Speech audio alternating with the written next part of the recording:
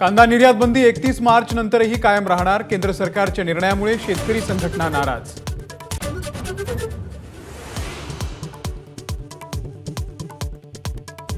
भाजपच्या केंद्रीय निवडणूक समितीची आज संध्याकाळी नवी दिल्लीमध्ये बैठक। उपमुख्यमंत्री देवेंद्र फडणवीस दिल्लीला रवाना। महाराष्ट्राची उर्वरित यादी जाहीर होण्याची शक्यता।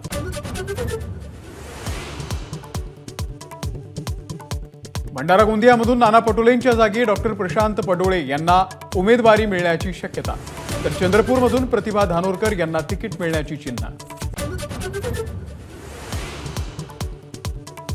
शिवाजीराव आढळराव पाटील आज अजित पवार गटामध्ये प्रवेश करणार। सूत्रांची माहिती, अमोल कोल्हेंच्या विरोधामध्ये आढळराव पाटील निवडणूक लढण्याची शक्यता।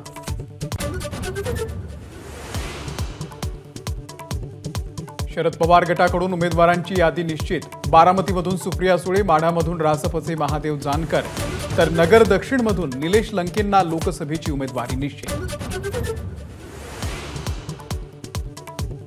उदयनराजे आणि अमित शहांची आज भेट होण्याची शक्यता। उदयनराजे बुधवार रात्रीपासून दिल्लीमध्ये।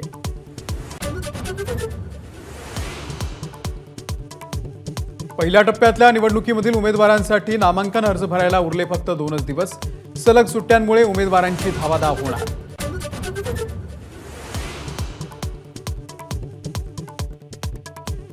अरविंद केजरीवाल यांना 28 तारखेपर्यंत ईडी कोठडी। केजरीवाल हेच मद्य धोरण घोटाळ्याचे सूत्रधार, ईडीचा आरोप।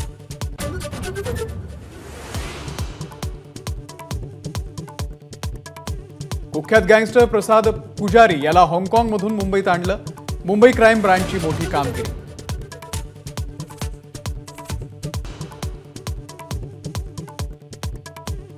आयपीएलचा दुसरा सामना आज दिल्ली कॅपिटल्स आणि पंजाब किंग्समध्ये रंगणार। भीषण अपघातामधून बचावलेला ऋषभ पंत वर्षभरानंतर उतरणार क्रिकेटच्या मैदानात।